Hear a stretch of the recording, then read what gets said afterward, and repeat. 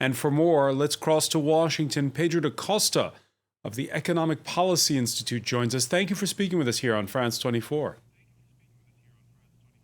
Thank you so much for having me. Were you surprised by these sudden outbursts of tweets from Donald Trump? I mean, by this particular one, yes, but, I think tweet outbursts are pretty much how this president rules and how he governs. And it's a very destructive way to govern, of course, because it's very erratic and unpredictable. Well, you heard Young Grillo there saying how in Mexico they're taking this very seriously. Absolutely, and they should, right? Because it's the president of the United States making a very explicit threat, and as he pointed out, one based on achievements that Mexico couldn't possibly, accomplish over the next coming weeks. So it's kind of a fait accompli that these tariffs are coming in, unless he's bluffing, which people try to figure it out. But I think the way I would look at it is this is really a case of the art of the no deal, right? Because this is a president who came in pitching himself as the master trade, deal maker who is going to sort of use his ever-present charm to shake hands with world leaders and come home with amazing trade deals. Now, this is a case in which the U.S. had actually managed to with a lot of difficulty repair a trade deal that Trump shattered from the moment he came into office, and then he slaps, he turns around and hits Mexico with this absolute surprise. And what it tells other countries is that you really can't trust Trump's word, and it kind of undermines any efforts to negotiate trade deals globally overall. So where does it leave the United States at this point in time? Because the U.S. economy is booming. The U.S., you might argue, can throw its weight around. I would take issue with the notion that the economy is really booming now. There's a lot of growing doubts. I mean, growth has been fairly steady, and we had a solid 2018 after a big fiscal stimulus that included not only the tax cuts that got a lot of headlines but didn't get a lot of bang for their buck, but what really stimulated the economy was increased budget spending, because government spending actually boosts the economy when it's needed. And now that that's fading, there's a lot of concerns that, with addition to the trade war concerns, that the economy could be heading toward a recession. The bond market is sending frightening signals. So it's not completely clear how much leverage the U.S. has anyway. But what I would say is that, this is another play by, a president who has been, from the get-go, from the launch of his campaign, he has been anti-immigrant, xenophobic, and racist. He launched his campaign by calling Mexicans rapists. And this is an effort by what I would say is a somewhat desperate president facing all kinds of investigations, facing even potential impeachment proceedings that are now gathering momentum.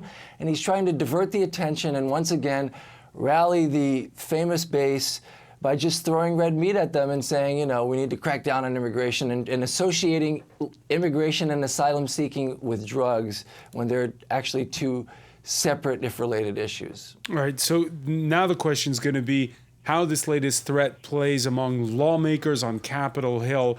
Let's wind it back 1 second, though. That revamped North American Free Trade Agreement you mentioned at the outset, Pedro Da Costa, was it sure to clear Congress, or is it sure to still clear Congress? Well, it was already a difficult hurdle anyway. First of all, you're talking about 3 different countries, as you mentioned. It's not just the U.S. Congress, but the Mexican legislature and the Canadian Parliament as well. And there are kind of moving parts to all these things. There are tariffs that have been placed and then removed. And so there's still a lot of tension in the air. And this will really, I think, really throws a wrench into the deal. And I really wonder what the next step actually is. You don't expect Mexico to ratify now, obviously.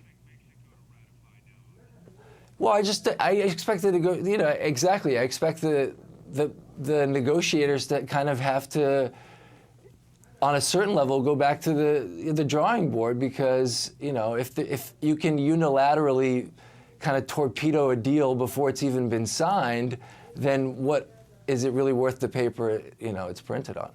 Donald Trump has, you might say, taken over. We saw it in the midterm elections, the Republican Party. So, how much support will he have on Capitol Hill? Will the Republicans go along with him in taking on Mexico? That's a tough call because, as you say, it's like they all did the loyalty oath and they all hail to Trump. And so, but the flip side is that for some of the Republicans who are facing tough elections next year, they actually have to consider some of their own constituents who are getting extremely hurt by these tariffs, particularly in farming sectors of the economy. So I think that some of the Republicans will have to weigh those weigh their loyalty to the president versus their loyalty to their constituents. We've never lived in a more globalized world than today, Pedro Da Costa. How do you explain, it's not just about one man, Donald Trump, is it? How do you explain this return of isolationism in the United States? You're absolutely right. It's definitely not just Donald Trump. I grew up in Brazil. We have Jair Bolsonaro, who has a similar political stance, very right-wing, very anti-immigrant in a country that has very small immigration. We have, so-called populist, I would say quasi-fascist forces in Europe gathering momentum.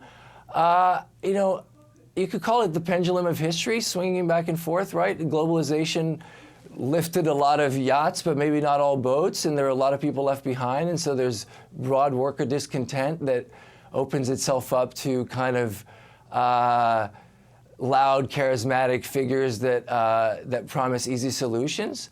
That seems to be a global trend.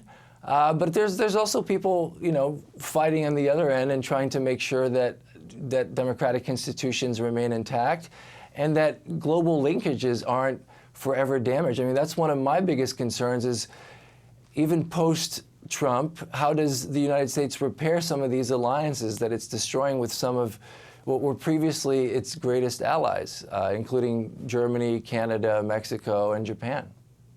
Pedro Da Costa of the Economic Policy Institute, thank you for speaking with us from Washington.